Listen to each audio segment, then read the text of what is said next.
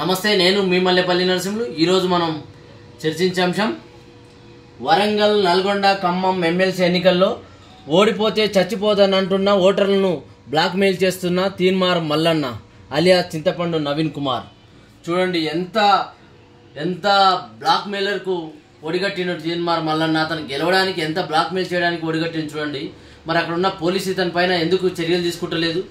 మీరు కనుక నాకు ఓట్లేసి గెలిపించకుంటే నేను చచ్చిపోతాను, నా శ్మశాన వాటికకి నేను వెళ్ళిపోతాను అని చెప్పేసి బ్లాక్మెయిల్ చేస్తున్న తీన్మార్ మల్లన్న పైన ఎందుకు పోలీసులు కేసు నమోదు చేయడం లేదు? ఒక్కసారి అతను అన్న మాటలు మనం వీడియోలో చూద్దాం.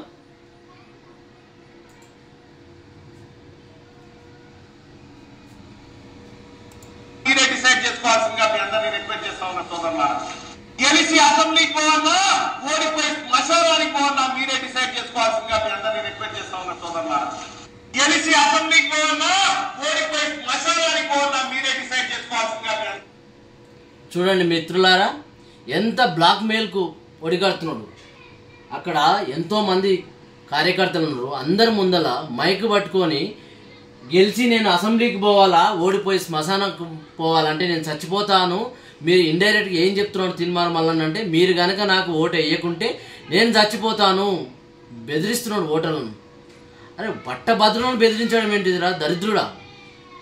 ఇంత పట్టభద్రులను అక్కడ ఓటేసే ఈ ఓటే విభిన్నమైన ఓటు. అక్కడ చదువుకున్న వాళ్ళు గ్రాడ్యుయేట్స్ ఓటేస్తారు.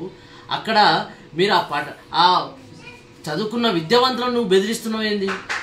మీరు కనుక ఓటేయకుంటే నేను చచ్చిపోతాను. ఇంత దౌర్భాగ్యానికి నీ గెలుపు కోసం ఇంత దిగజారిపోతున్నావా తీన్మార్ మల్లన్న? నువ్వు ఎట్లా ఓడిపోతావు? నువ్వు గతంలో నువ్వెంత అక్కడ ఓటర్లను మభ్యపెట్టినా, ఎంత ప్రచారం చేసినా, నువ్వు ఎన్ని మాయమాటలు చెప్పినా నువ్వు ఓడిపోతావు. ఎందుకంటే నువ్వు గతంలో ఇదే కాంగ్రెస్ పార్టీ నుంచి టికెట్ తీసుకున్న నాయకులను ఎంత హీనంగా తిట్టినావు. చూడండి, అవి కూడా వీడియోలు చూడండి. నువ్వు ఎందుకు ఓడిపోతావు? ఇప్పుడు అదే నాయకులు కదా నీకు సపోర్ట్ చేయాలి, అదే నాయకులు కదా నేను భుజం మీద ఎత్తుకొని గెలిపించాలి. అదే నాయకులను నువ్వేమన్నావు నేను చూపిస్తా.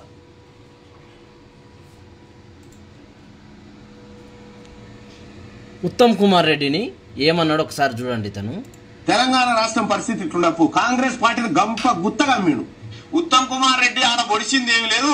2 విమానాలను క్రాష్ చేసిన 500 కోట్లు దేశానికి నష్టం అయిపోయిందయ్యా. ఈయన నేను కెప్టెన్, నేనేదో మొత్తం పైరవికారుడే. అసెంబ్లీకి పోయి ఏం మాట్లాడతాడినా ఆయలా కరెంటు మీద మాట్లాడమంటే ఇంకా మేము ప్రిపేర్ అయ్యి రాలేదు అని అంటే అంత పెద్ద డ్రామా ఆర్టిస్ట్. డ్రామా ఆర్టిస్ట్ ఇది ఉత్తమ్ కుమార్ రెడ్డి. ఇంకోటి చూడండి, ఇది చూడండి. మొన్న ఆల్రెడీ భేటీ కూడా అయింది. కోమటిరెడ్డి వెంకటరెడ్డి ఇటు పోతాడు, ఆయన అటు పోతాడు. కాంగ్రెస్ పార్టీలో ఏం లేదని చెప్తారు అన్నట్టు. చూడండి, కోమటిరెడ్డి వెంకటరెడ్డి పైన కాంగ్రెస్ కథం చేయడానికి ఉత్తమ్ కుమార్ రెడ్డి ఈ రకమైనటువంటి వాళ్ళని రంగంలోకి దింపుతాడు. అటు కోమటిరెడ్డి వెంకటరెడ్డి దాపిస్తాడు, ఆయనతో నోటి దింపిస్తాడు. మొత్తం ఉత్తమ్ కుమార్ రెడ్డి పని ఇదంతా. ఉత్తమ్ కుమార్ రెడ్డి కాంగ్రెస్ పార్టీకి పట్టిన శీలపూర్ కాసుంటాడు. చేతికి జట్టు అయితే చూడు, ఏలుకు గట్లా గంట పోయించాడు. ఇదో వీడియో. ఇంకో వీడియో చూడండి. మీకు అన్ని వీడియోలు చూసినాక నేను మాట్లాడతా. చాలా ఇడియట్. సంపద అంటే సంపించుకోవాలి వీళ్ళంతా. మునగాడు వచ్చిండు, ఈయననే వచ్చిండు. చూడండి, ఇది కోమటిరెడ్డి వెంకటరెడ్డిని తిడుతున్నాడు. ఇదే ఇషాంత్ రెడ్డి పోరాటం కంటే ఈయన పెద్ద మునగాడా కోమటిరెడ్డి వెంకటరెడ్డి? వేణుగోపాల్ రెడ్డి కంటే మునగాడా? వాడు పక్కన తానే అంటే తందానాడు. యాదిరెడ్డి కంటే మునగాడా? దొంగ బల్పుతో మాట్లాడుతున్నా. 93% మంది, 100% మంది కోమటిరెడ్డి వెంకటరెడ్డిని వ్యాఖ్యలు ఖండిస్తున్నారు. సిగ్గు తెచ్చుకో ఇవి చూసి. ఏం మాట్లాడలే. ఇది ఇంకొక వీడియో చూడండి. ఇప్పుడున్న ముఖ్యమంత్రి గారిని మాట్లాడే విధానం చూడండి, రేవంత్ రెడ్డి గారిని. పెద్ద సిపాయా రేవంత్ రెడ్డి? పెద్ద సిపాయా? ఇప్పుడు హెటిరో డ్రగ్స్ పార్థసార దగ్గర 100 కోట్ల రూపాయలు ఎవరికి ముట్టాయి? నర్సాపూర్ టికెట్ లో బీసీ బిడ్డ గాలి అనిలు కాకుండా ఆ టికెట్ ను 100 కోట్ల రూపాయలకు ఇప్పుడు ఎవరికి తాకట్టు పెట్టినా చెప్పాలి. 100 కోట్లు 100 కరోడు పార్టీ ఫండ్ కింద ఇస్తా గానీ ఆడ బీసీ ఆయన కాదు, మన రెడ్డి ఉన్నది, ఆమెను గెలిచేటట్టు చూడమని చెప్పి మొత్తం ఇదే దందా నడుస్తా ఉంది. బీసీలకు సోయి రావాలి. బీసీ ప్రజలారా అప్రమత్తంగా ఉండాలి. ఇది మిత్రులారా, తీన్మార్ మల్లన్న అలియా చింతపండు నవీన్ కుమార్ ఎన్ని ఊసరవిల్లిలాగా రంగులు మారుస్తూ ఆ పార్టీ నాయకులను తిడుతూ కాంగ్రెస్ పార్టీ నాయకుల గతంలో ఇష్టానుసారంగా ప్రతి నాయకుడిని జగ్గారెడ్డి గారిని కావచ్చు, జాన్ రెడ్డి గారిని కావచ్చు, ఉత్తమ్ కుమార్ రెడ్డి గారిని కావచ్చు, ఇప్పుడున్న ముఖ్యమంత్రి రేవంత్ రెడ్డి గారిని కావచ్చు, ఇష్టానుసారంగా నోటికి ఎంత వస్తే అంత ఎవరిని పడితే ఆయన ఇష్టానుసారంగా తిడితే ఇప్పుడు అదే నాయకులు వీళ్ళు ఎందుకు ఇట్లా తీన్మార్ మల్ల ఏం చేసేది తెలుసా? ఇప్పుడు ఎట్లా ఓడిపోతాడు? ఎమ్మెల్యే టికెట్ అడిగిర్రు, మెడ్చల్ నుంచి ఇవ్వలేడు తీన్మార్ మల్లన్నకు.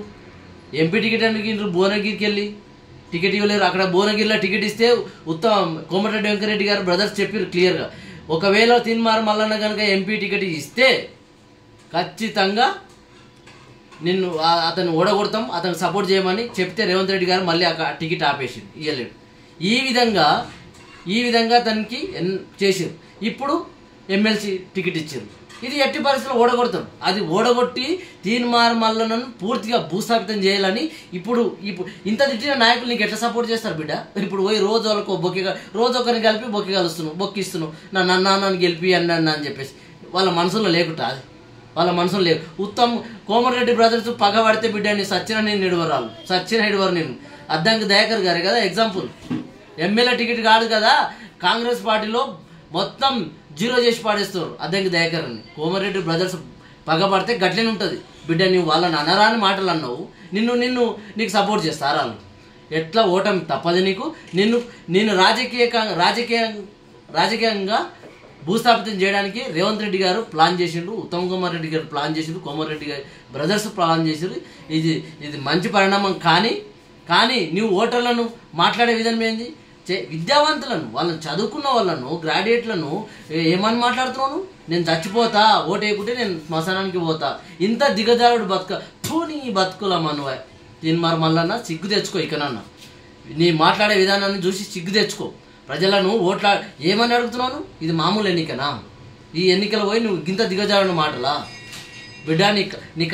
ఈ ఎన్నికతోని నీ కథ అయిపోయింది. ఇంకో సైడ్ జర్నలిస్ట్ కూడా బిడ్డ అయిపోయింది. నువ్వు ఎంత పైకి ఎక్కినావో యూట్యూబ్లో, ఎంత పైకి పోయినావో యూట్యూబ్లో, అంత డమల్ని పడిపోయినావు.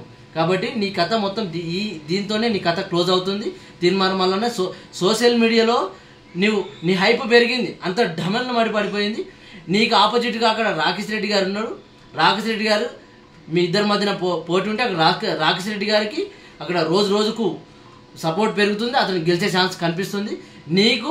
నీ దిగజారుతనానికి ఈ నిరుద్యోగులు కానీ విద్యావంతులు కానీ ఎవరు ఓటేసే పరిస్థితి లేదు. తీర్మానం నీ ఓటమి ఖాయం. నీ ఇంత దిగజారుతనం చేస్తావని చెప్పేసి ఎవరు అనుకోలేరు. ఇంత మోసగాడవు, ఊసరవిల్లివి. రోజుకో మాట మార్చి, రోజుకో పార్టీ మార్చి పార్టీలు మార్చి రంగులు వేసుకునే రంగుల కాండవులు వేసుకునే తీన్మార్ మల్లన్న నీ కథ దీంతో క్లోజ్.